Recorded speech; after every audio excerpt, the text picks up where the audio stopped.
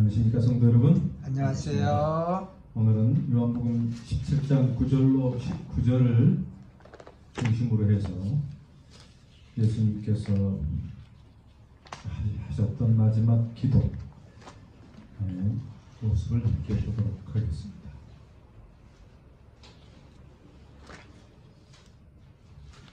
무엇을 위해 기도해야 할지 잘 모르고 누구를 위해 기도해야 될지 잘 모르고 어떻게 기도해야 될지 잘 모를 때가 있습니다. 무엇을 위해 기도할지, 누구를 위해 기도할지, 또 어떻게 기도해야 될지 잘 모를 때도 있습니다.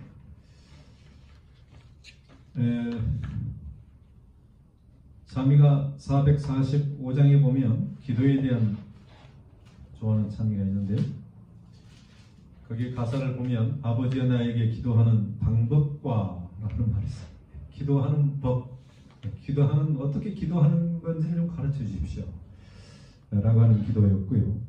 그 찬미고, 또 예수님께서도 우리에게, 제자들에게 기도하는 방법을 가르쳐 주셨다, 이렇게 성경에서 이야기합니다. 그거는 주님의 기도, 주의 기도면 이렇게 이야기하죠. 자, 아버지여 나에게 기도하는 방법과 주님 같이 되는 법 가르쳐 주소서. 그래서 여기서는 이 찬미가에서는 기도하는 방법과 주님 같이 되는 법을 이렇게 같이 어울려서 이야기를 합니다.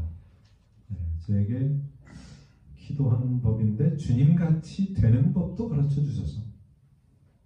예수님과 같이 되기 원하오니 매일 그분 더욱더 닮게 하옵소서.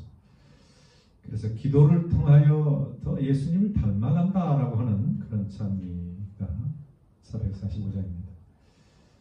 그리고 446장에 보면 이 생의 험한 길 갈 때 날 위해 기도해 주오.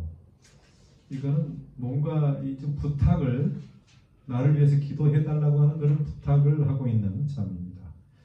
나 신실하고 참되며 늘 주님 위에 살도록, 내가 주님을 위해서 신실하고 참되게 좀 살 수 있도록 기도해달라. 날 위해 기도해 주어 큰 시험 당에 애쓸 때 친구여 나를 위하여 주님께 기도해 줘. 그래서 이 세상 살아가는데 험난하고 시험이 많고 어려울 때에 나를 위하여 기도해 달라, 이런 찬미가 되겠습니다. 그래서 사실 누구를 위해 기도하는가, 또 무엇을 위해서 기도하는가, 또 그 다음에 어떻게 기도해야 되는가, 여기에 대해서 예수님께서는 일찍이 가르쳐 주셨습니다만, 이 요한복음 17장에는 뭐 기도를 하는 방법을 가르친 건 아니지만, 이 전에 말씀드린 것처럼 먼저 자신을 위하여 기도했고, 그 다음에 제자들을 위하여 기도해요.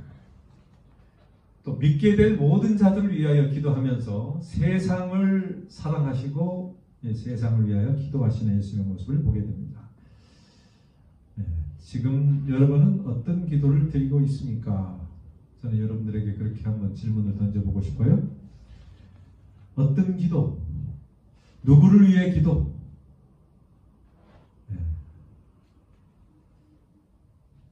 또 어떻게 기도해야 될까? 사실 여기에 대해서 성경에서 여러 성경절에서 이야기를 합니다만, 또 기도만 관해서 이야기하는 사람들이 수없이 많이 있어요. 기도하는 방법, 어떻게 하면 응답받는 기도가 있는가? 그런 제목으로 설교하는 사람이나 또 가르치는 사람이 많이 있어요. 박근혜 집사님, 응답받는 기도에 대해서 들어본 적 많이 있죠? 거기에 대해서 그만큼 사람들이 갈급해하고 알고 싶어하는 것입니다. 어떻게 하면 하나님께 기뻐하시는 기도, 하나님이 좋아하시는 기도를 드릴 수 있을까? 거기에 대한 여러 많은 교리도 있고 가르치는 것이 많이 있어요. 그러나 이 요한복음 17장은 다른 어떤 기도보다 좀 특별한 기도라, 그렇게 말씀을 드립니다. 자, 17장은 이게 앞에서 보는 것처럼 예수님께서 세상을 떠나 아버지께로 가시기 바로 전에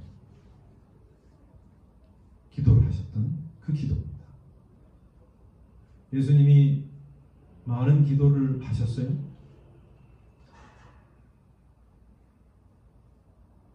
마태, 마가, 누가복음을 공감복음이라고 합니다. 이 공감복음에서는 예수님께서 십자가에 달려 돌아가시기 전 마지막 제자들과 함께 어디에서 기도를 했어요?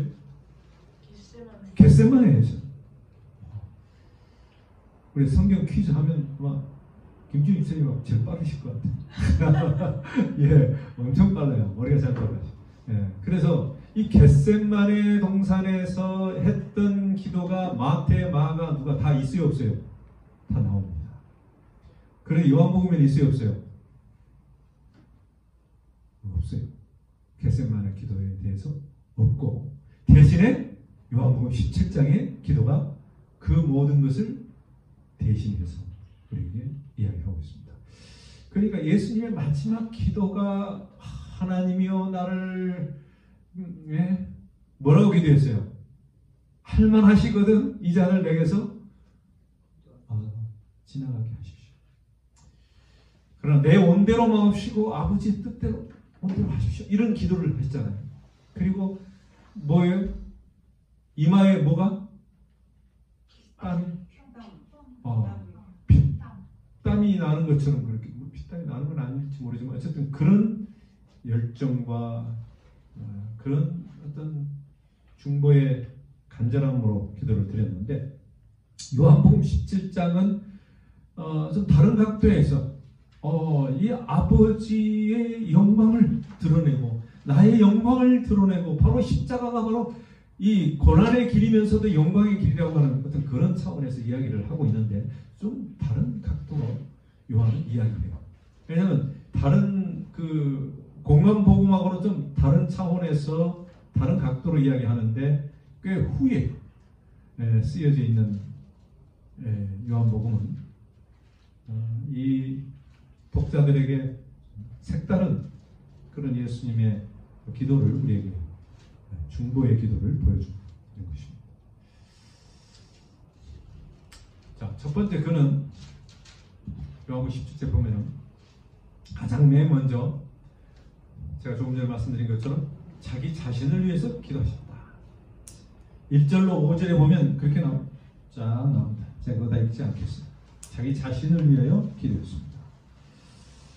그 다음에 두 번째는 자신의 영광이 곧 제자들의 영광이라는 사실을 아시고 제자들을 위해서 기도하셨습니다.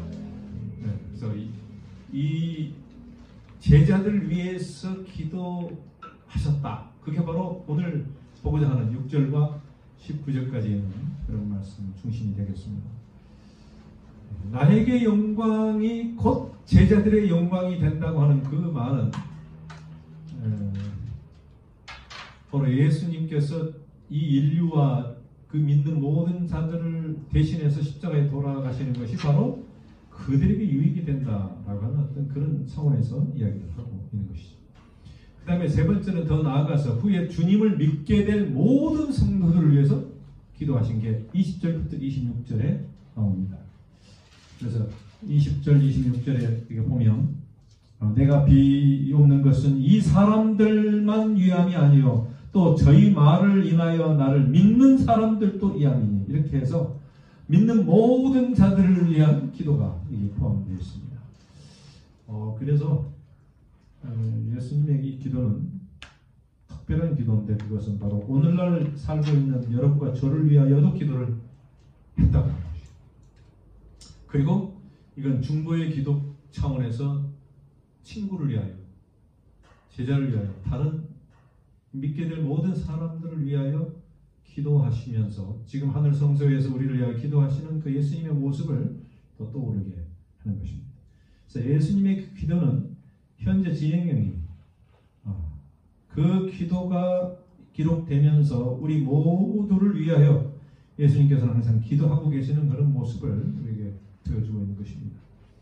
기도는 한 번에 끝나는 게 아니고 지속적이고 또 연속적이고 꾸준하게 드려지는 것인데 그래서 우리에게 항상 뭐하라고 그랬어요?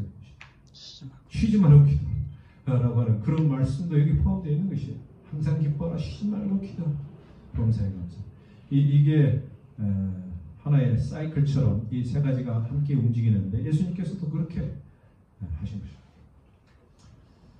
자, 그건 이제 전반적인 것을 이야기 드렸고, 요한복음 17장에 대한 전반적인 것을 이제 말씀드린 다음에, 그 다음에 예수님께서는 그의 제자들을 위해서 기도하신 부분이 있잖아요.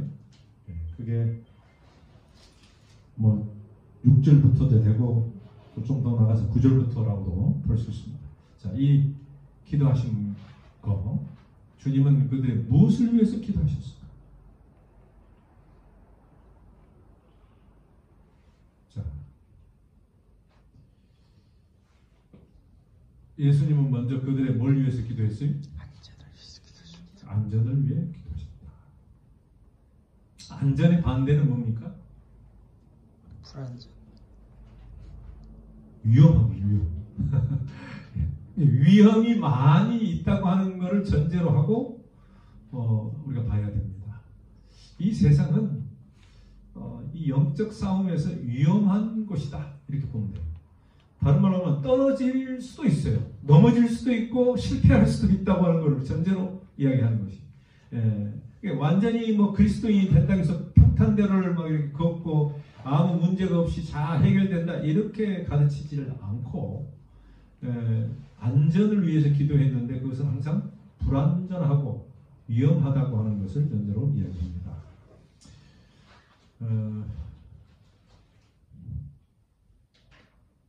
여러분, 우리가 안식 오후에 가끔 생애의 빛 종려의 계단에 대해서 공부를 한 적이 있는데, 이거 공부 다 해보신 적 있어요? 끝까지? 읽은 적은 있어요? 여기에 기도의 특권이라고 하는 것이 11장에 나옵니다. 앞에는 뭐라고 그럴까? 상당히 기본적인 하나님의 어떤 사랑, 인류에 대한 사랑, 그리고 죄인, 회개, 고백, 헌신 이렇게 나오잖아요. 그 다음에 믿음 이렇게 나오는데, 그 다음에 제자가 돼요. 그 다음에 그리스도에까지 이르는 자라난다, 이 성화에 대한 이야기를 합니다. 믿음, 성화 이렇게 나오죠. 그 다음에 사업과 생애, 그 다음에 하나님을 아는 지식, 그리고 11과의 1장에 기도의 특권, 그 다음에 마지막 2장에서는 의심을 극복하는 길, 주님 안에서 기뻐함. 그러니까 이 기도라고 하는 것이 상당히 꽤 이 기독교의, 그러니까 크리스찬의 어떤 그 삶에서 그 무르익은 그런 성숙한 사람들에 의해서 이루어지는 그런 기도라고 볼 수 있는 거예요. 처음부터 기도가 그렇게 잘 되는 게 아니에요. 근데 이 기도의 특권 중에 여기 보면 이런 말씀이 있어요. 제일 처음에 이야기하는 것은 하나님은 천연계와 성경 그리고 성령의 감화를 통해 우리에게 말씀하신다, 이렇게 시작을 하면서 기도를 시작합니다. 천연계, 성경, 성령의 감화를 통해 우리에게 말씀하신다. 사실 기도가 성령과 연결되어 있고 성경과 관계가 있고 말씀과 또 하나님의 천연계, 하나님과의 어떤 교제, 만남을 통해서 이루어지는 것임을 여기 세 분류로 이 엘렌 G 화이트는 이야기를 하고 있습니다. 그래서 기도가 누구한테 하는 거예요? 하나님께. 하나님과의 어떤 깊은 관계의 교제를 통해서 이루어지는 하는 것입니다. 그리고 그게 성경에서는 또 하나님을 알게 되고 하나님과의 어떤 교제가 이루어지는 것이잖아요. 그 다음에 성령이 그런 일을 하는 것입니다. 그 다음에 여기서 두 번째 이 페이지에 보면은 기도하는 법을 가르쳐 주셨다, 이렇게. 누구에게? 하나님께서 제자. 세상에 계실 때 당신의 제자들에게 이걸 가르쳐 주셨다. 사실 그 전에도 기도를 했잖아요. 기도가 구약에 있어요, 없어요? 구약에도 기도가 있죠. 그 다음에 수많은 노독들이 기도를 했어요, 안 했어요? 기도를 했을 것 같아요. 그죠? 뭐, 이 시편에도 여러 기도가 다 나옵니다. 그런데 예수님이 가르쳐 주셨다. 이렇게 이야기를 하는 거 보면, 특별히 이 기도에도 방법이 있고, 또 순서가 있고, 뭔가 예수님께서 우리에게 하기 원하시는 그런 게 분명히 있다고 하는 사실을 깨닫게 된 것입니다. 네. 반갑습니다. 어서 오십시오.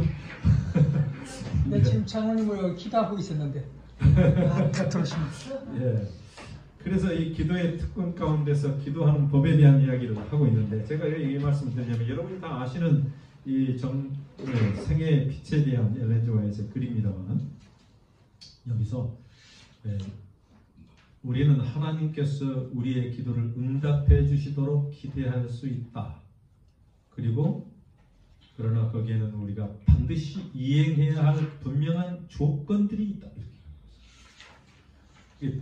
이제 이것도 성경 공부를 우리가 많이 하기도 하고, 기도에 대한 것을 우리가 많이 하는데, 제가 이제 이걸 끄집어낸 것은 우리가 다 아는 이 말씀이지만, 한 요약해서 한 6가지, 7가지로 조건이 있어요.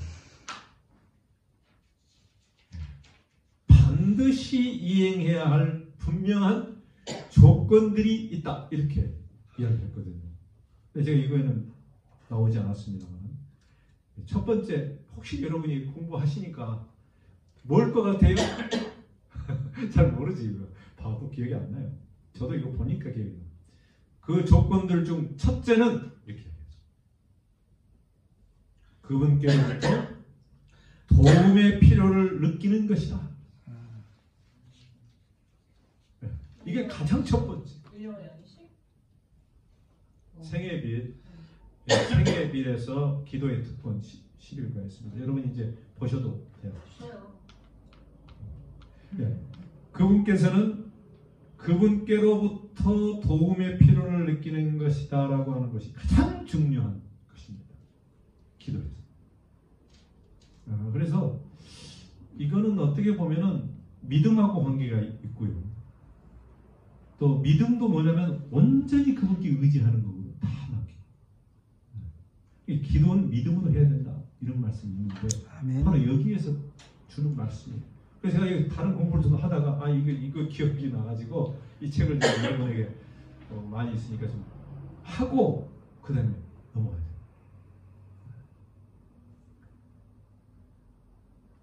그러면 두 번째는 뭘까? 여기서 이제 두 번째, 세 번째 이렇게 나오진 않았는데, 그래서 이 조건에 대한 이야기를 하면서 그분은 우리가 어떤 알고 있는 범죄를 지속한다면 주님께서는 우리의 간구를 듣지 않으실 것이다. 이렇게 이야기한 다음에, 그러나 그분은 죄를 슬퍼하는 사람의 기도는 언제나 들으신다. 이런 말이 있어요. 그러니까 뭔가 다시 한번 겸비할 필요가 있고. 뭐를 안 듣는다고요? 응? 뭐는 안 듣고 죄를 슬퍼하는 기도는 듣고. 고범죄를 듣지 않으신다. 범죄를 지속한다면. 네, 장로님 말씀하셨어요. 그러니까 주님께서는 우리의 간구를 듣지 않으실 것이다. 그렇게 했고, 죄를 슬퍼하는 사람의 기도는 언제나 들으신다. 그러니까 그 반대가 뭐냐면 계속적으로 그렇게 뭐 이렇게 지속적으로 범죄한다. 뭐냐면 하나의 법을 어기거나, 또 아니면은 알면서는 아닐지 모르지만 습관적으로 그렇게 하는 거라고 볼 수 있는데요. 그러나 여기서 강조하고자 하는 것은 죄를 슬퍼하는 사람.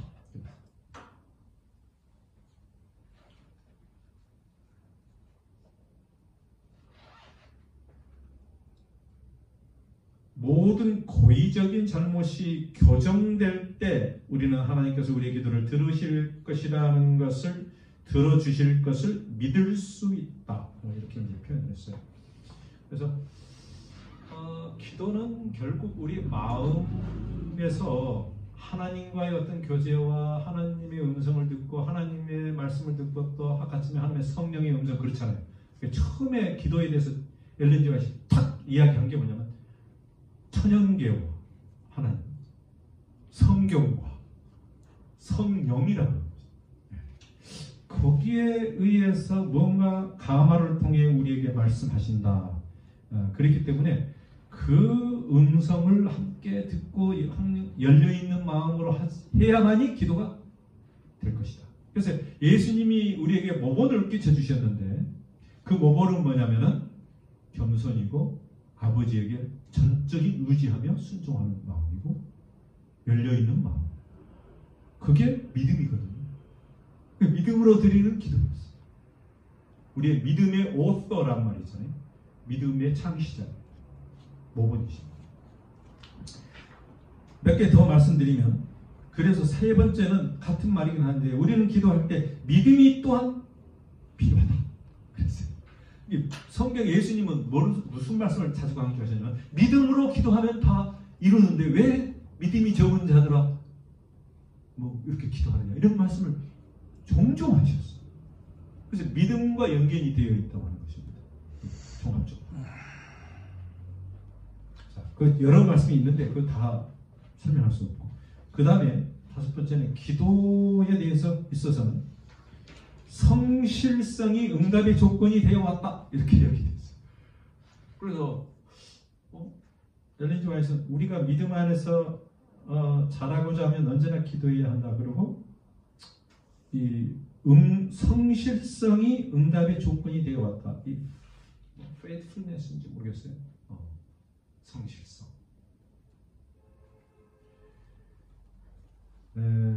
이 말은 우리가 하나님과의 관계에서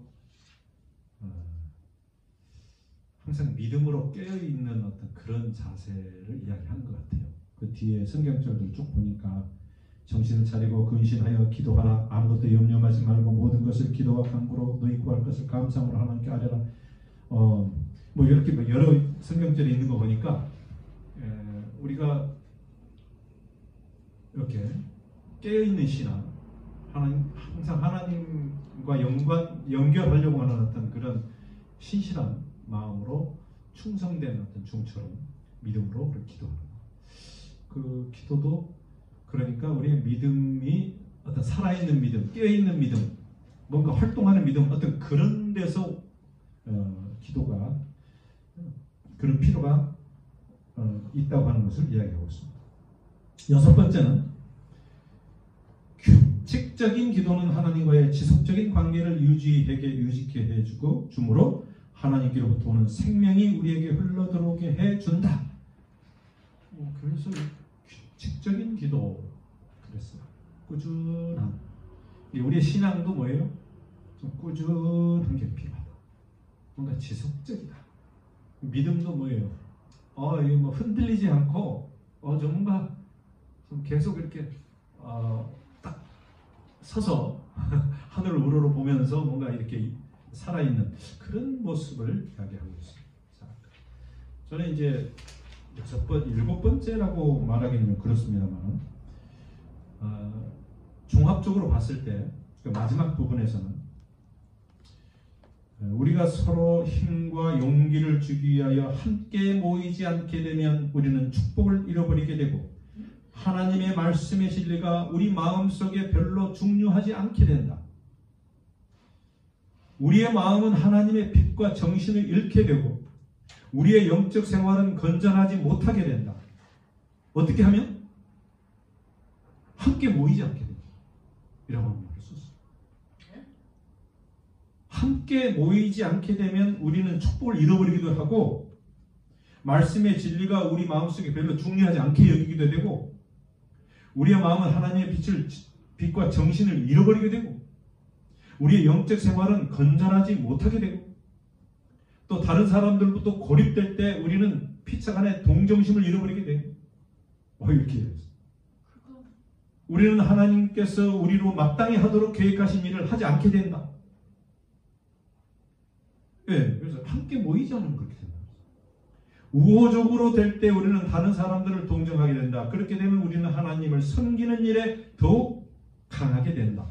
그래서 하나님을 섬기는 일에 모여서 뭔가 기도와 말씀과 무슨 활동을 통하여 우리 믿음이 증진된다고 하는 것을 여기서 이야기하고 있습니다. 쭉 보면은 그래서 이 하나님을 섬기는 이 예배가 중요하고 그 가운데서 이루어지는 어떤 그 회중, 어떤 하나님과의 어떤 그런 이 하나 되는 연결 이런 게 너무 중요한 거죠. 왜냐하면 요한복음 제가 이 강조하려고 하면 17장에 보면 강조하는 게 하나 되는 걸 이야기했어요. 하나 된다고 하는 게 뭐예요? 함께 모여서 뭔가 목적을 가지고 뜻을 하여 하나님께 찬미하고 영광을 돌리고 찬미하고 기도하고 믿음의 형제들이 말씀을 보면서 이걸 이야기하고 있는 것이죠. 그래서 하나님이 한 분이시고 성령도 한 분이고 침례도 한 분이고 뭐 이렇게 이야기해요. 믿음도 하나고. 이 전체의 어떤 교회를 이야기할 때 교회가 예수 그리스도가 뭐예요? 우리의 헤드, 머리고 지체인데 이게 하나가 된다 이런 말씀을 자주 하시거든요. 그래서 그런 어떤 조화로운 어떤 하늘과 우리가 연결되는 가운데서의 함께 되는 것을 이야기하고 있다고 하는 사실을 제가 보면서 야, 이게 새로운 뭔가 인사이트가 있다 라고 하는 생각을 하게 됐어요. 그래서 이 모이는 게 어떻게 보면 나 혼자 해도 될 것 같다는 생각이 들 때가 있어요. 우리가 팬데믹 해가지고 코로나 생겼을 때 혼자 드릴 때가 있었잖아요. 박근혜 씨 혼자 했잖아요. 우리는 또 물론 몇 명이서 했지만 그렇게 하면서요 교회가 한 20-30%가 빠져나간 교회들이 많아요. 어떤 교회들은 4분의 1이나 뭐 어쨌든 5분의 1인지 모르겠지만 어쨌든 그렇게 빠져나가서 지금까지 안 들어온 교회들이 꽤 많다. 개신교회도 그렇고. 근데 어쨌든 간에 우리가 그 예배를 이렇게 드려보면서 진짜 이 뭐예요? 함께 모이는 그 중요성에 대해서 깨닫게 됐습니다만 모르겠어요. 중국은 지금 그런 무리가 있는데 북한에서도 옛날에 보면은 이렇게 모이는 무리가 안 모이고 혼자서 이렇게 할 수도 있는데 그렇게 어떻게 해요? 핍박이 오고 어려움이 와도 북한에서 이렇게 모이는 사람들이 있다는 거예요. 뭐 정확한 소식통이 잘 모르겠어요. 북한은. 근데 중국은 뭐예요? 당연히 그게 공산국가의 어떤 치하에 있긴 있지만 모이는 것을 중요하게 생각을 한다는 것입니다.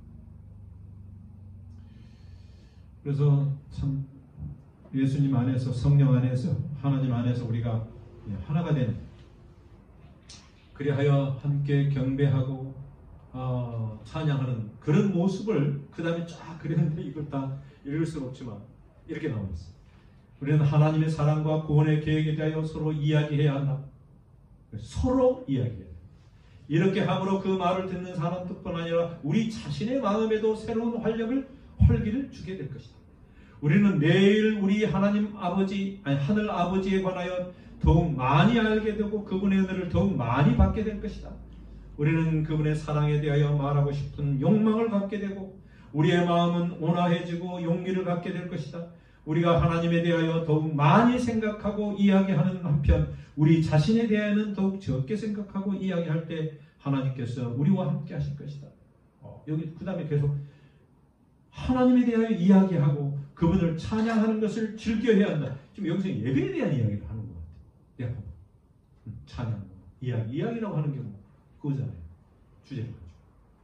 만일 우리가 축복받는 그만큼 그분을 자주 생각하게 되면 그분은 언제나 우리의 생각 속에 있게 될 것이다. 그래서 많이 생각하고 이야기하고 뭐 이렇게 하라. 뭐 이런 말씀으로 저는 이 기도의 특권에 대해서 이야기합니다. 만일 우리가 우리의 생각 속에 그분을 첫째로 모시게 되면 그분의 선하심을 이야기하고 그분의 능력에 대해 말하기가 쉬워질 것이다. 사랑하는 성도 여러분, 우리가 마지막 때가 되면 될수록 이 모이기를 힘쓰라 이런 말씀이 있습니다.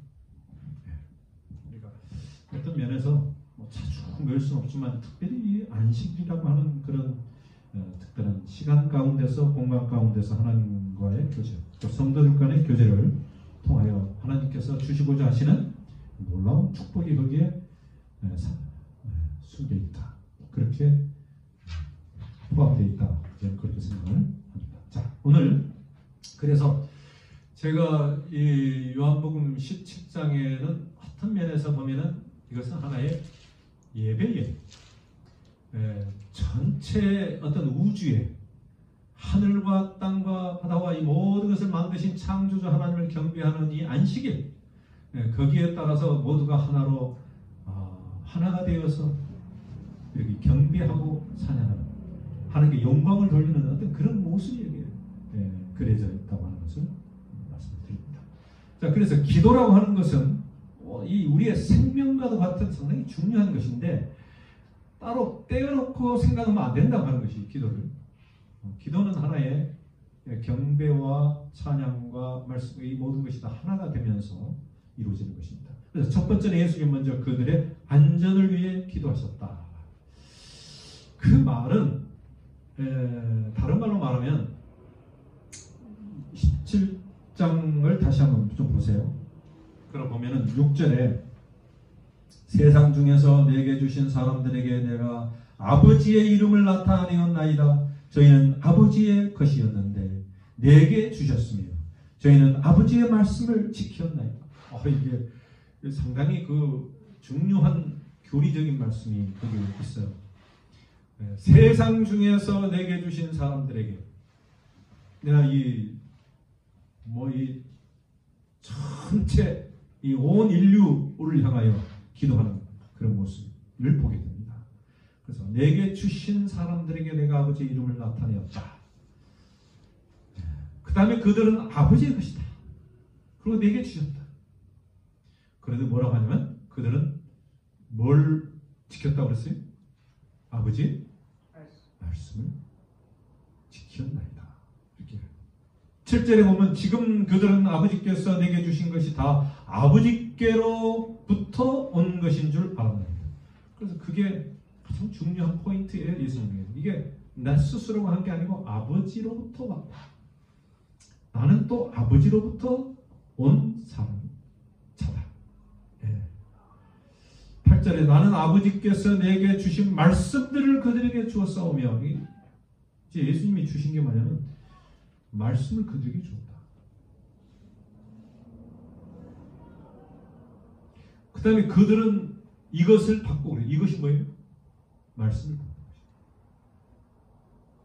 내가 아버지께로부터 나온 줄을 참으로 아오며 아버지께서 나를 보내신 줄도 믿었사옵나이다. 그러니까 이 처음부터 끝까지 요한복음에 보면은 이 믿음으로 말미암아 사는 어떤 그런 이야기를 하고 있는데 결국 이 말씀을 지키고 그 말씀 안에서 살아가는 그 미래의 백성들을 예수님께서 그리면서 제시하신 것입니다. 예수님은 이제 떠나실 것이지만 예수님 대신에 그 말씀이 육신이 되신 그 말씀이 이제 그들에게 전달되고 그 말씀으로 그들이 예수님을 믿게 된다고 하는 것을 이야기하고 있습니다. 이제는 말씀의 시대요. 성령께서 그 말씀을 예수님 말씀을 통하여 전달한다고 제가 말씀드렸잖아요. 그래서 계속적으로 이 요한복음 14, 15, 16장까지 이어지는 말씀이 17장. 그래서 여기서 성령이 여기에 빠질 수가 없어요. 예수님이 이제 가시면 성령의 역할에 대해서 이 말씀으로 성령이 임하시는 것을 보게 되는 것입니다. 그래서 예수님은 보혜사 성령이 오시며 이제 그가 말씀을 예수님이 하시고자 하시는 그것을 그대로 전달한다고 하셨습니다. 자, 9절 다 같이 읽겠습니다. 17장 9절 시작. 내가 그들을 위하여 비옵나니 내가 비옵는 것은 세상을 위함이 아니요 내게 주신 자들을 위함이니이다. 그들은 아버지의 것이로소이다. 야, 이 예수님의 어떤 그 소유욕이 상당히 뭐라고 그래, 소유욕이라고 그럴까요? 내 것이다. 너는 내 것이다. 내 양이다. 난 너 먹자. 이런 어떤 아버지가 나에게 준 선물이고 내 거 주신 거죠. 여러분 이렇게 할 때 그 이사야 그 40장인가 43장 너는 내 것이다. 뭐 이런 말씀이 있잖아요. 기억나시나요? 한번 읽어보세요. 네. 뭐라고 나왔어요? 예, 한번 40 몇 장임? 1장? 10절. 41장 10절. 41장 10절. 내가 너와 함께하리라 놀라지 말라. 나는 네 하나님이 됨이라. 내가 너를 굳세게 함으로 참으로 너를 도와주리라. 참으로 나의 의로운 오른손으로 너를 붙들리라. 예. 그 너는 내 것이라 이런 말이 있어요, 없어요? 바로 이게 하나님의 소유지. 예. 너는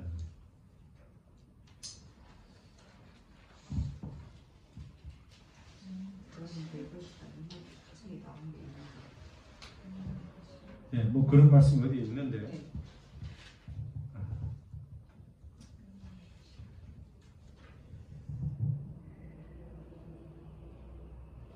네, 뭐 어디서 다음에 찾으면 알려드리겠습니다. 어쨌든 예수님께서는 내 소유를 그렇게 주장하시면서 말씀하십니다.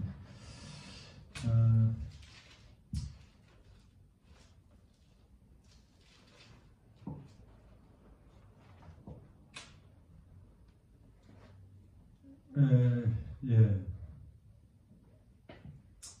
자, 뭐 제가 정확하게 찾지 못했지만 어쨌든 이사야 40장부터 43장까지 나와 있는 말씀에서 이 특별히 이사야 43장 1절 4절입니다. 예, 그렇게 나와 있죠. 43장 1절. 예, 뭐라고 나왔어요?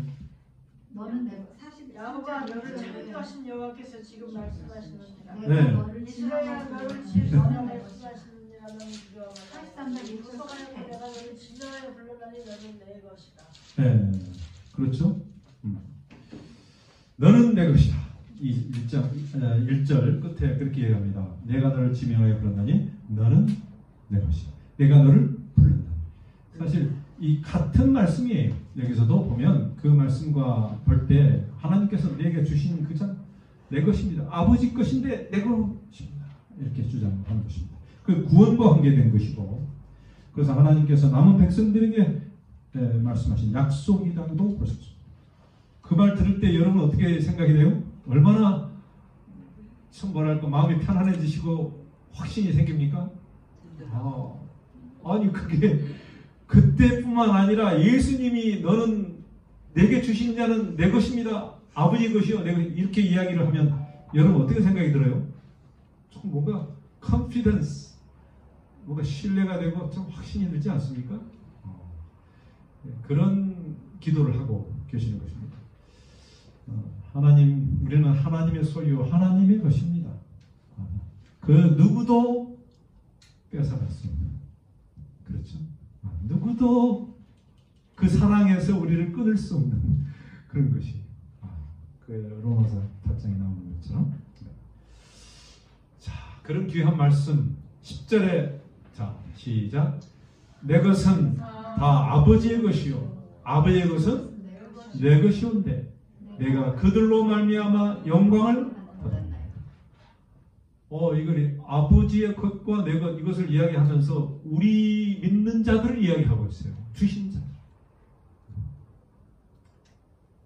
내가 그들로 말미암아 영광을 받았나이다. 그래서 예수님께서 우리를 통하여 영광을 받고 또 예수님의 영광을 통하여 우리가 영광을 받고 이런 이 어떤 뭐랄까 주고받는 관계라고 말씀하시는 것입니다. 좀 놀라운 것이에요. 근데 김준희 지사님 뭐 생각이 많으신 것 같은데 하나님께서 예수님을 통해서 영광을 받으셨죠.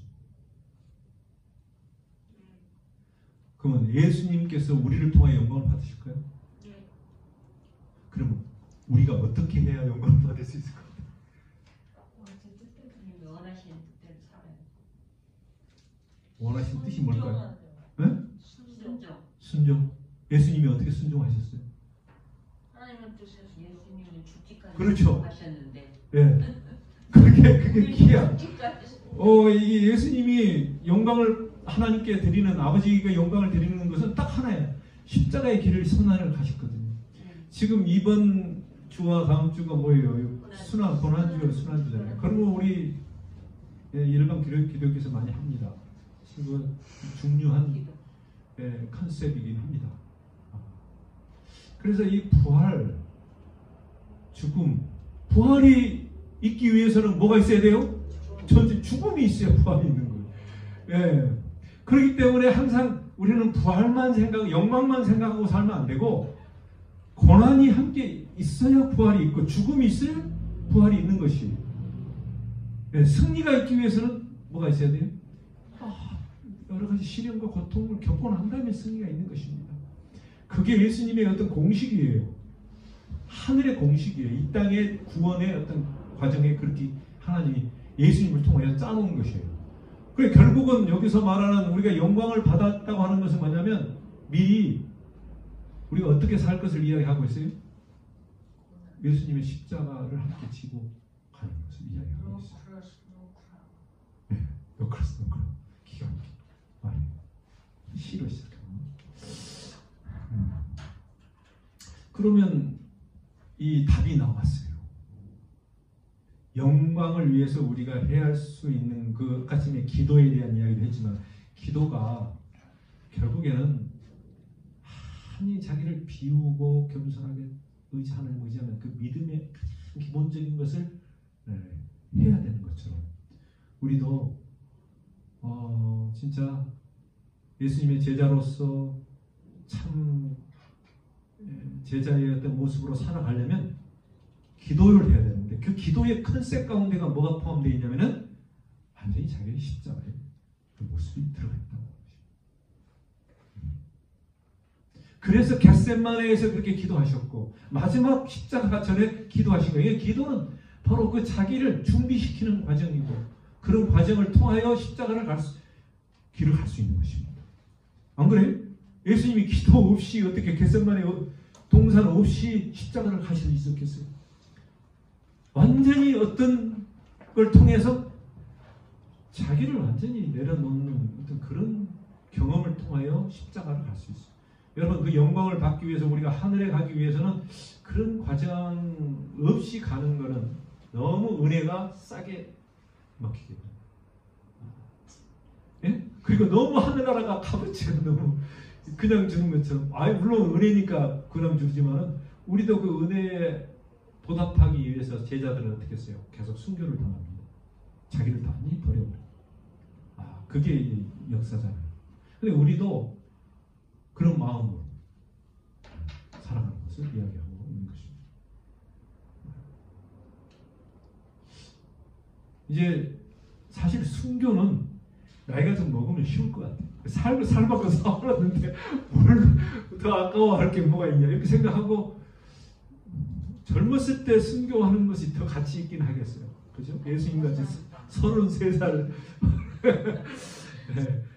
근데 이제 어쨌든 간에 박순현 시장님 아니? 나이 먹은 사람들도 쉽지 않아요? 네, 쉽지 않아요. 네, 그 말 들으니까 저도 그렇습니다. 그래서 이 예수님을 믿는 그 길이 요즘 순환의 주간 또 마지막 부활의 주간 이렇게 이야기할 때 우리가 생각해야 될 것은 부활만 생각할 게 아니라 부활의 그 과정 가운데서 시작했던 그 기도 또 그 다음에 그 죽음의 어떤 그 길을 가는 예수님의 골고다의 그 모습을 우리가 생각하면서 영원한 생명, 구원을 생각해야 된다라고 하는 것입니다. 자, 이게 복음의 중요한 면이다. 그렇습니다. 그다음 11절 보겠습니다. 예수님의 기도에 자, 시작. 나는 세상에 더 있지 아니하오. 그들은 세상에 있어. 나는 아버지께로 가오나니. 거룩하신 아버지여, 내게 주신 아버지의 이름으로 그들을 보존하소서. 우리와 같이 그들도 하나가 되게 하옵소서. 그랬습니다. 하나가 되게 이렇게 이야기를 했단 말이에요. 그게 기도의 가장 결론적인 부분이에요. 그래서 내게 주신 아버지의 이름으로 그들을 보존하사. 그래서 이 예수님은 기도를 우리가 예수 그리스도의 이름으로 기도를 하는데, 또 아버지의 이름, 아버지의 이름으로 그들을 기도하는 가운데서 그들을 보존하라, 이런 말씀을 하셨어요. 왜냐하면 이 세상에서 우리가 살아가고 있기 때문에, 그 다음에 예수님은 이제 가셔야 되기 때문에, 여기 성령이란 말이 지금 없지만 이 성령이 함께 오시는 그 보존하사라고 하는 그 보존에서는 성령이 우리의 헬퍼, 성령이 그 요한복음 그 앞에 보면 뭐냐면 카운셀러, 헬퍼, 그 다음에 보혜사, 그렇잖아요. 보혜사라고 하는 것은 돕는 자, 그 다음에 보존하는 자, 그런 거예요. 그래서 성령의 역할 분명하게 있습니다. 마지막 교회는 딱 이 세 가지예요. 하나님의 그 천연계라고 하는 거 이야기했고, 제가 앞에 연애신에 보면 기도에 두 번째는 뭐라고 그랬어요? 하나님의 말씀, 성령입니다. 그 다음에 성령이에요. 그래서 그 안에서 교회가 개혁이 일어나고 부흥이 일어나고 이 새로운 새로남이 일어나고, 그래서 하나님의 능력에 의해서 교회가 완전히 주님의 새로운 교회로 이제 변화되어서 마지막 주님을 맞이하게 되는 그런 것입니다.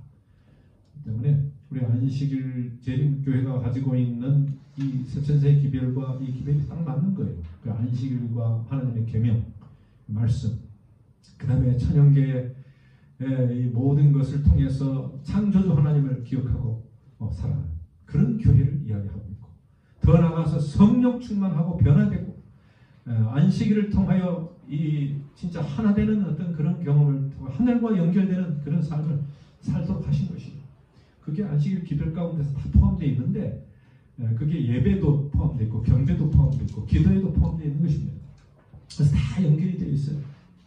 그래서 하나님께서는 이 교회가 이제는 껍데기만 있는 게 아니고 그냥 교리적인 것만 있으면 안 되고 거기에 영이 있어야 되는데, 정신, 마음, 그게 성령이에요. 성령이 그 일을 하게 될 것입니다. 그래서 우리의 마음을 겸비하게 하고 기도를 통하여 우리가 그것을 이룰 수 있는 어떤 그런 것이 기도로만 된다라고 하는 것이죠. 그래서 기도는 함께 하나 되게 하면서 같이 해야 이루어지는 것이죠. 사도행전 2장에 보면 제자들이 함께 모여서 뭐 했어요? 기도에 전념했다, 그런 말이 있어요. 그 다음에 그 뭐예요? 성령이 임하셨어요. 그 다음에 거기에 예수님이 말씀을 통하여 예수님의 전체 가르침이 포함되었어요.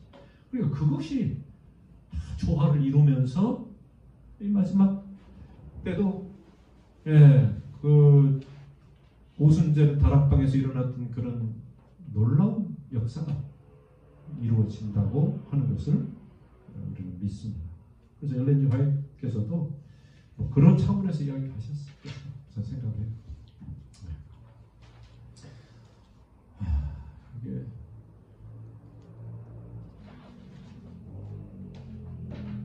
이게 조금 더 해야 되는데 보겠습니다. 예수님께서 시작. 예수님께서 제자들을 이 세상에 남겨두고 가시는 목적과 이유가 있으셨음을 알리셨다.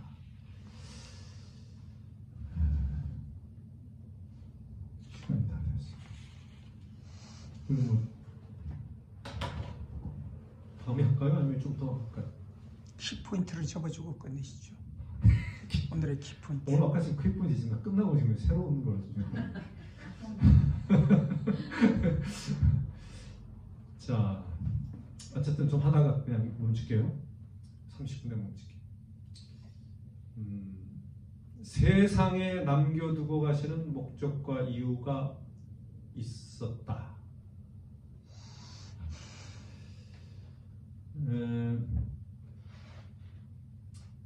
여러분 우리가 인사할 때 인사가 아니고 이제 보통 나이가 드신 부모님에게 인사하잖아요. 다녀오겠습니다. 그러면 제 어머니가 뭐라고 하시는지 아세요?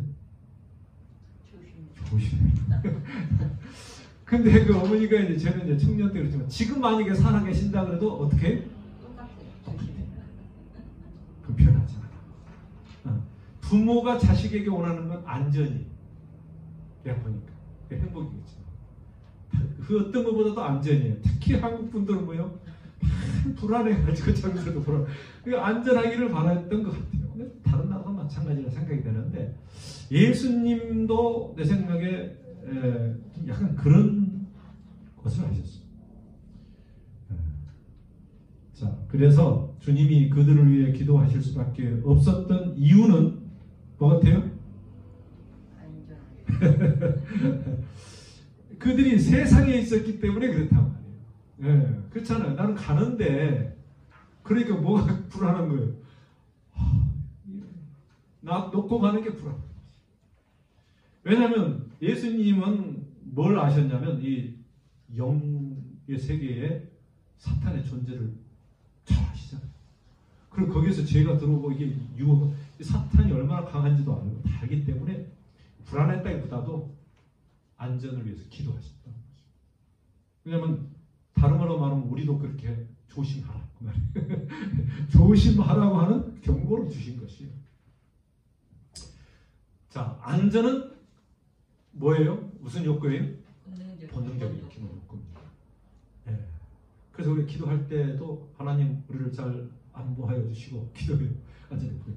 네. 그게 뭐 혹시 뭐 사고 날 수 있긴 있겠지만 우리의 기본적인 욕구가 그런 것입니다. 항상 안전이 우리 제자들은 세상에서 위험에 노출되어 있습니다. 우리도 위험하죠.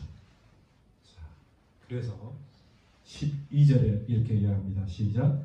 내가 그들과 함께 있을 때 내게 주신 아버지 이름으로 그들을 보존하고 지키었다. 그 중에 하나도 멸망하지 않고 다만 멸망의 자식뿐이오니 이는 성경을 응하게 하리니. 멸망의 자식은 여기서 누구를? 유다를 이야기합니다. 근데 이제는 이제 유다 이야기는 이름은 뺐지만 어쨌든 하나도 멸망치 않고 다 이거 근데 야, 이 유다가 좀 마음이 걸리는 거예요. 예, 어쨌든 그렇게 됐어요. 그래서 예수님의 마음은 뭐냐면 아버지의 이름은 아버지의 어떤 권위잖아요. 아버지의 어떤 다른 사람은 어떤 거예요? 이름으로 그들을 보존해 주시오. 주님의 하나님의 권 이렇게 부탁하시는 기도입니다. 그래서 우리가 이 사탄이 지금 이 성경에 보면은 이사야서인가요? 병아리 압탁이 뭐예요? 자기 병아를 깨닫듯이 하나님께서 우리를 보호하신다 이런 말씀 있잖아요. 그러니까 그런 이야기 예를 들어서 이렇게 하는 거예요. 그러니까 항상 보호하고자 하는 것이 누가 있기 때문에 이 세상이 사탄이 여러 방법으로 사람을 유혹하기도 하고 속이기도 하고 이 믿음에 떠나게 하기도 하고 너무 이게 있다니까요. 이까지만 하겠어요. 안 되겠어요. 자, 18절 시작. 13장 18절 시작. 내가 너로 너희 모두를 가리켜 말하는 것이 아니니라. 나는 내가 택한 자들이 누구인지를 알미라. 그러나 내 떡을 먹는 자가 내게 발꿈치를 들었다 한 성경을 응하게 하려는 것입니다. 누구에 대한 이야기예요? 유다에 대한 이야기입니다. 예수님께서 모르고 그냥 어떻게 뒤통수를 맞아가고 그렇게 한 게 아니고 다 알고 있었어요. 알고 있지만 너무 안타까운 거예요. 그러나 뭘 못해요? 그 의지와 그의 선택을 예수님이 어떻게 하고는 안 돼요. 참 그거 물론 여러 가지로 뭐 이야기하고 했지만 안 들으면 할 수 없는 것이죠. 6장 6장 70절에 보면 예수께서 대답하시면 내가 너희 12를 택하지 아니하였느냐? 그러나 너희 중에 한 사람이 마귀라. 그렇게 하셨어요. 이 말씀을는 가룟 유다의 시몬의 아들 유다를 가리키심이라. 그는 12 중에 하나로 예수를 팔 자더라. 그래서 이렇게 미리 이야기했는데 여기서 끝나면 뭐 결론이 안 됩니다만 그래도 오늘까지 하기로 약속했으니까 여기까지 하겠습니다. 어쨌든 하나님은 우리를 보존하기를 원하시고 한 명도 한 사람 그래서 오래 참으시는 거의 유다가 그냥 마지막 언제 십자가에 바로 가기 전까지 예수님이 이별하기 바로 전에 언제 다리도 막 씻어주시고 다 하고 마지막 겟세마네 이제 가서 끝나는 그 순간까지 참으셨다는 거죠. 이와 유다를 위해서. 그렇잖아요. 그 전에 다 하셨죠. 하나님이 우리가 끝까지 믿음 안에서 승리하고 남기를 원하시고 구원받기를 원하십니다. 구원 안 받기가 쉬워요? 구원 받기가 더 쉬워요? 받기가 더 쉬울 거예요. 그러니까 너무 하나님이 이렇게까지 하는데 안 받으려고 생각하면 이건 억지로 뭐 어떻게 하지 않으면 유다처럼 뭐가 좀 이상하지 않고는 여러분 그래서 우리가 하나님의 이 보호하심과 인도하심과 안전히 우리를 사랑하시는 그 품 안에 살아가시고 이어서 다음 주에 볼 때까지 믿음 안에서 승리하시는 여러분과 제가 되기를 간절히 바라면서 말씀 드립니다. 기도하겠습니다.